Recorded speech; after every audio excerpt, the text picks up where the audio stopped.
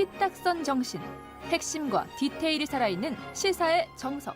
여러분은 지금 김종배의 시선집중을 청취하고 계십니다. 네, 김민석 총리 후보자 인사청문회 이틀 일정이 마무리되고 어젯밤에 끝났습니다.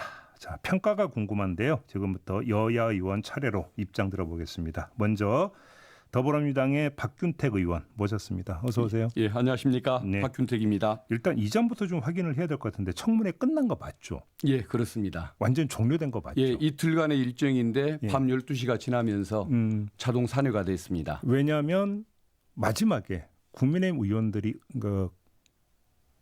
빠져나갔잖아요. 예, 맞습니다. 자료 제출 문제 때문에. 그리고 돌아오지 않았고 그 상태에서 그냥 종료가 된 거 이렇게 이해를 하면 되는 겁니다. 예, 그렇습니다. 오후 5시 이후에 속개가 안 되고 네. 7시간을 헛되이 보내면서 예. 예정된 이틀의 날짜 자정을 지나면서 자동 산회가 된 것입니다. 아무튼 그러면 그 자료 제출 문제는 어떻게 정리가 된 겁니까? 그러면 최종적으로는 자료 제출을 너무 과도하게 했고 예. 그래도 계속 요구를 하길래 예. 오후 5시까지 겨이 달라고 해서 의무 없는 자료지만 제출하려고 했고 다 준비가 돼 있고 위원장에게도 설명을 했는데 네. 그것을 먼저 비공식으로 먼저 달라. 국회 안에 들어오면 청문회장에서 주겠다고 하는데도 그걸 거부를 했습니다. 그건 마치 자료가 오지 않기를 바랐던 것 같습니다. 그런데 준다고 하니까 오히려 그 본인들이 그 청문회장에 나타나지 않고 기자회견을 하고 또 본인들의 그 어떤 회합 장소에 모여서 오히려 버텼는데 제가 보기에는 자료 제출을 핑계로 청문회를 거부했다고 봐야 할 것 같고 이게 만약에 자료를 최종적으로 받으면 더 이상 공격할 거리가 없기 때문에 결국은 본인들이 패배하는 싸움이라는 것이 너무 명백해서 아마 저는 그게 야당이 도망을 한 청문회라고 평가를 하고 싶습니다. 도망? 예, 그렇습니다. 그렇게 규정하세요? 오후 5시에 속개를 하기로 했는데 예. 그때도 나타나질 않았고 또 8시 반에 속개하기로 했는데 그때도 나타나질 않았습니다. 네. 근데 그리고 12시가 넘으니까 그때 나타나서 3일째 청문회를 하자고 하는 것은 그것은 뭐 야당이 도망한 경우라고 봐야 하는 거 아닙니까? 오히려 여당이 피하고 야당이 하자고 해야 주장을 하는데 저희들이 3번이나 가서 모여있는 장소에 가가지고 그 청문회장으로 나와달라고 자료를 주겠다고 얘기하는데도 계속 거부를 했습니다. 근데 비공식적으로 먼저 달라는 얘기는 무슨 얘기예요?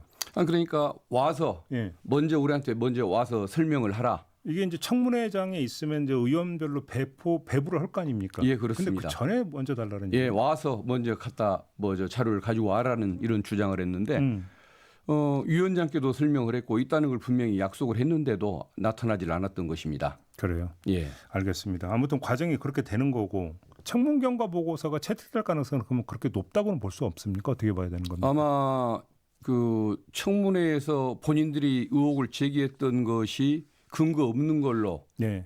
드러나다 보니까 아마 그걸 회피했던 이런 상황을 보면 아마 스스로 청문 채택 보고서에도 응해주지 않을 것 같은 생각이 듭니다. 그러면 청문 경과 보고서는 그냥 여당 단독으로 채택이 되는 이렇게 봐야 되는 겁니까? 지금이라도 뭐 반성하고 예. 합의에 응해주길 바라지만은 예. 아마 그렇지 않을 가능성이 많다고 예상하고 있습니다. 그래요.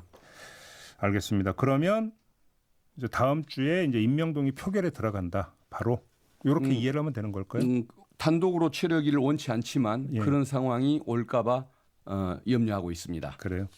알겠습니다. 아무튼 국민의힘에서는 여러 가지 의혹을 제기를 했는데 한번 총평을 좀 듣고 싶은데요.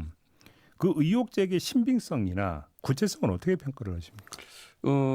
모든 것이 저는 해명이 됐다고 보고 그래요? 그리고 국민의힘 쪽에서 제기했던 의혹은 하나도 밝혀진 것이 없다.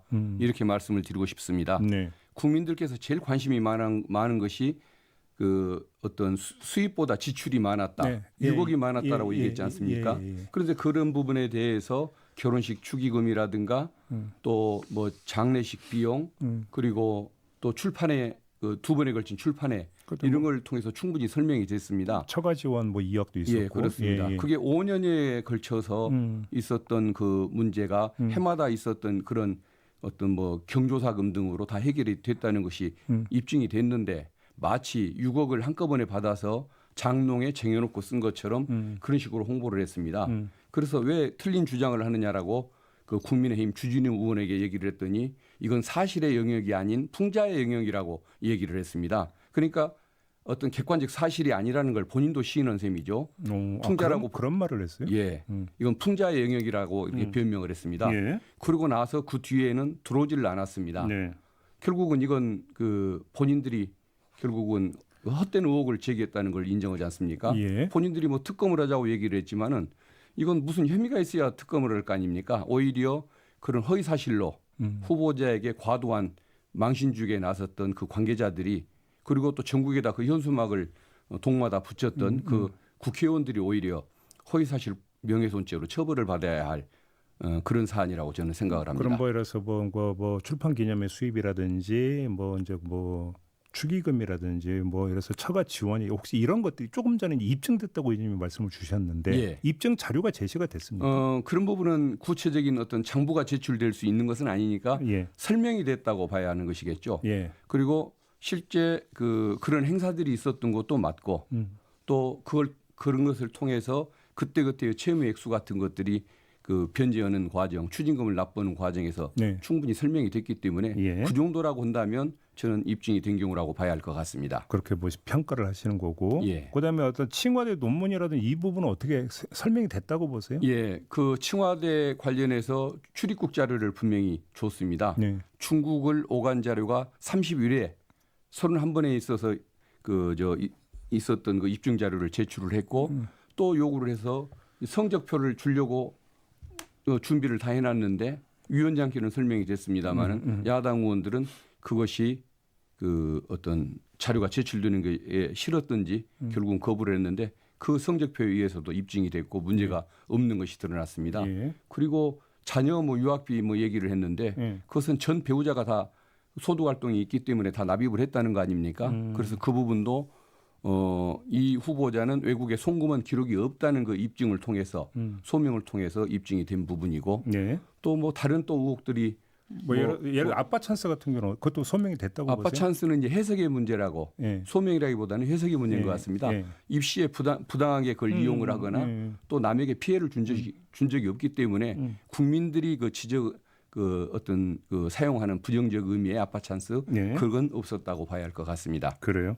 아까 이제 그 수입원과 관련해서 처가로부터 받았다는 2억 있지 않습니까? 예. 관련해서 이제 증여세 처리가 어떻게 된 것이냐 관련해서 김민석 후보자가 증여세를 처리한 걸로 알고 있다라고 대답을 했는데 일부 보도를 보면 증여세를 내지 않았다는 보도도 있었거든요. 어떻게 혹시 좀 확인이 된 겁니까? 어제 증여세 납입 증명서 이것도 어제 주려고 다 준비를 해놨는데 자료가 예, 왔었습니까? 있는 것을 확인했습니다. 보셨습니까? 예, 그것도? 그렇습니다.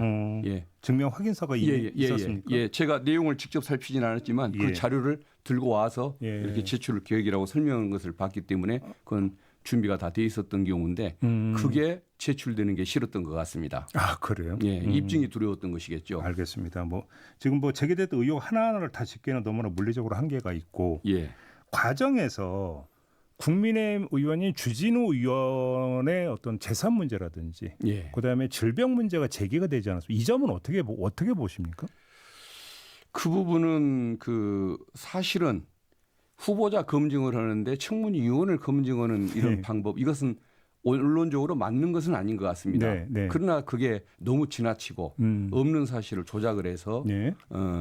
조작? 예, 그렇죠. 그러니까 그 5년에 걸쳐서 예. 4번의 경조사와 처가의 지원을 통해서 예. 그 채무를 갚고 그리고 재산이 늘어난 건 사실상 하나도 없이 이렇게 생활을 해왔던 이 과정이 있는데 예. 6억을 연도를 빼고 날짜만 모아서 그 한꺼번에 6억을 번 것처럼 그걸 장롱에다가 숨겨놓고 산 사람인 것처럼 이렇게 표현했는데 이게 조작이 아니고 무엇이겠습니까? 그래서 결국은 그런 행태를 너무 지나치게 보이고 또 할아버지 찬스를 썼다고 볼 수 있는 사람이 아빠 찬스를 가지고 이런 식으로 어떤 남에게 피해 주지도 않은 사실을 가지고 이런 식으로 그 국힘 쪽에서 공격을 해대다 보니까 아마 그런 반박이 들어갔던 것 같고 여론이 워낙 나쁘다 보니까 그런 방향으로 흘러가서 결국은 주진우 청문회가 됐다는 이런 이제 평가까지 받게 됐던 것 같은데. 그럼 의원님 평가는 주진우 의원이 좀 자초한 측면이 있다 이런 말씀이실까요? 예, 그렇습니다. 예, 그러니까 바람직하진 않지만 스스로 자초한 것이라고 좀 지나쳤다. 예, 그렇습니다. 그래서 물러온 역풍이다 이런 예, 말씀이신 예, 거예요. 그렇습니다. 그 정책 질의 부분은 좀 충분했다고 평가하세요? 저는 웬만하면 정책적인 질문으로 그렇게 계속 그 진행을 했습니다마는 하려고 했습니다마는 자꾸 부당한 공격을 하니까 네. 그 인신 공격에 방어하는데 저도 시간을 해야 할 정도로 좀 아까운 측면이 있었는데 정책에 대한 질문은 다 실종이 되고 이종배 위원장만 외교 문제라든가 뭐 어떤 국가 뭐 부채율 문제라든가 이런 여러 가지 문제에 대해서 합리적인 질문을 했던 것 같습니다. 근데 이게 쳇바퀴인 게요. 그러니까 여야 공수가 바뀌면 항상 이야기가 바뀌어요. 청문회 제도를 바꾸자. 예. 야당일 때는 무슨 얘기냐. 도덕성 검증 집중적으로 해야 된다. 여당은 좀 이거 좀 구분해서 공개적인 정책 질의 중심으로 가자고 했다가 예. 여야 입체가 또 바꾸잖아요. 예. 이걸 풀 수 있는 방법은 없습니까? 그래서 이제 이걸 분리하는 방안에 대해서 얘기를 하지 않습니까? 네. 그래서 제가 생각하는 방법으로는 그 어떤 정책 질의를 의무적으로 시간을 할당하게 만들거나 시간 할당을. 예. 그리고 청문회를 진행할 때 뭐 오전에는 도덕성 검증, 오후에는 정책 질의 이런 식으로 시간을 정확히 나눠서 주제별로 하게 하거나 예. 아니면은 이 도덕성 검증은 국회 차원에서 하긴 하되 예. 어떤 그 국회의원의 질문이 아닌 네. 어떤 독립된 기관에게 의뢰를 해서 뭐 이걸 평가서를 받는 방식 예. 이런 식으로 뭔가 대책이 필요하지 않나 싶습니다. 혹시 그러면 의원님이나 당 차원에서 혹시 그걸 좀 강구하고 있는 겁니까? 이제 연구를 한번 해봐야 할 것 이제? 같고 저도 예. 이런 아이디어를 한번 제기를 하려고 합니다. 그 청문회가 끝날 쯤에 또 이제 제기된 그 문제가 자, 의원직을 유지하는 총리. 예. 이 부분에 얘기가 나오고 이건 어떻게 보세요? 이 부분은 그 어떤 법에서 국회법에서 허용을 하고 있지 않습니까? 네네네. 그리고 어떤 총리라는 것은 그 공무원이긴 하지만 최고의 어떤 그 정치성을 갖는 정무직 공무원인 그렇죠. 측면이 있지 않습니까? 그렇죠. 그래서 뭐 허용이 뭐 정당을 떠나거나 국회의원 신분을 굳이 버려야 할 이유가 있나 생각이 들고 전례를 보더라도 과거에 이완구 총리, 이해찬, 정세균 총리 뭐 또 그런 사례들도 모두 있기 다 때문에 의원직을 유지한 상태에서 예, 총리직을 그렇습니다. 수행했다. 예, 그래서 굳이 그것을 뭐 사직을 요구할 일은 아니라고 생각합니다. 논란거리도 안 된다 이 말씀이신 예, 거죠? 그렇습니다. 알겠습니다. 자, 오늘 말씀 여기까지 듣도록 하겠습니다. 고맙습니다, 예, 의원님. 감사합니다. 네, 더불어민주당의 박균택 의원이었습니다.